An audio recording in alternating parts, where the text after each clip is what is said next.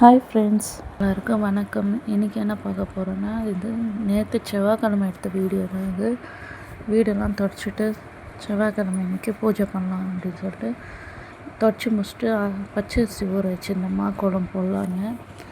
அதுதான் இப்போ ஜாரில் போட்டு சின்ன ஜாரில் போட்டு நைஸாக அரைச்சிடுவாங்க. பச்சரிசி மாவில் கோலம் போட்டால் நல்லா பளிச்சுன்னு இருக்கும், பார்க்க நல்லா இருக்குங்க. பாருங்கள், நல்லா நைஸாக அரைச்சிட்டேன்.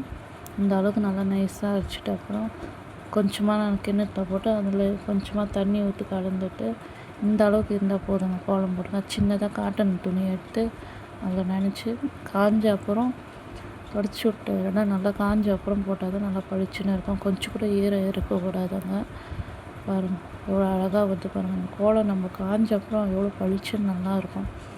நான் இன்றைக்கி எப்போவுமே செவ்வாய்க்கிழமைனா ஸ்டார் போட்டு ஓம் சரவண பவன் தான் போடுவேன்.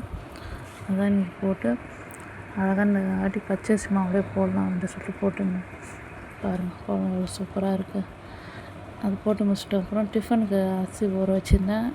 எத்தனை போய் மிஷினில் அரைச்சிட்டு வரணும். டிஃபன் பாக்ஸில் போட்டு எடுத்து வச்சுருந்தேன். ஸோ போய் மாடியில் போய் துணி எடுத்துன்னு வந்துட்டு அதுக்கப்புறம் சாயந்தரம் வேலை பார்க்கலாம். துணி எடுத்துன்னு வந்துட்டு அப்புறம் பொது ரொம்ப இந்த தண்ணிலாம் வேறு மாற்றலாம் சொல்லிட்டு மாற்றி வச்சுட்டு பூ வச்சு விட்டுருந்தேன். இன்றைக்கி பூ கொஞ்சமாக தான் இருந்தது. 4 படத்துக்கு மட்டும் பூ வச்சு விட்டுட்டேன். பூ வச்சுட்டு வெளியே வந்து விளக்கு ஏற்றலாம் வாசகலான்னு சொல்லிட்டு விளக்கு ஏற்றிட்டு இருந்தேன். பாருங்கள் ஃப்ரெண்ட்ஸ், எப்போவுமே வெளியே விளக்கு ஏற்றிட்டு தான் அதுக்கப்புறம் உள்ளே ஏற்றணும். வெளியே ஏற்றி முடிச்சிட்ட அப்புறம் அங்கேயே சின்னதாக ஸ்டார் கோலம் போட்டு விட்டேன். உள்ளே விளக்கு ஏற்றிட்டு இருக்கேன். வெளியே வந்து கோலம் போடல. பசங்க நந்து போயிட்டு வந்துனே இருப்பாங்க. அது வலிக்கு விட்டுறதுனால கோலம் கட்டிலாம் அதில் தான் போட்டு வச்சுருந்தேன். உள்ளே மட்டும் போது ரொம்ப உள்ள வரைக்கும் நான் போட்டுக்கிறேன் கோலம். இன்றைக்கி நைவேத்தியமாக வாழைப்பழம் வச்சுருந்தேன். தண்ணியில் வந்து பச்சை கற்பூரம் கொஞ்சமாக போட்டு வச்சுருந்தேன்.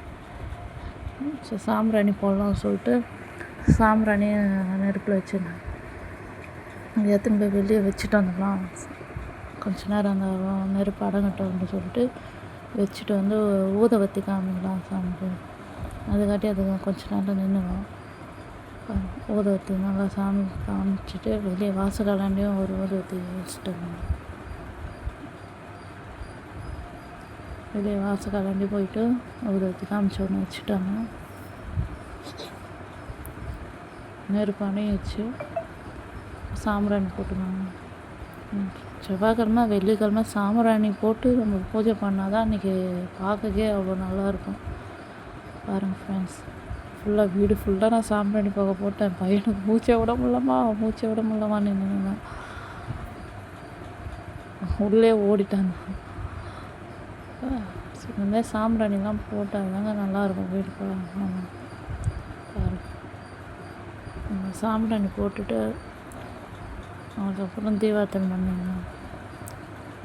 கற்பூரம் வச்சு தீபார்த்தனை பண்ணிங்க. இன்றைக்கி நான் செவ்வாய்க்கிழமை சிம்பிளாக தாங்க சாமி கும்பிட்டேன்.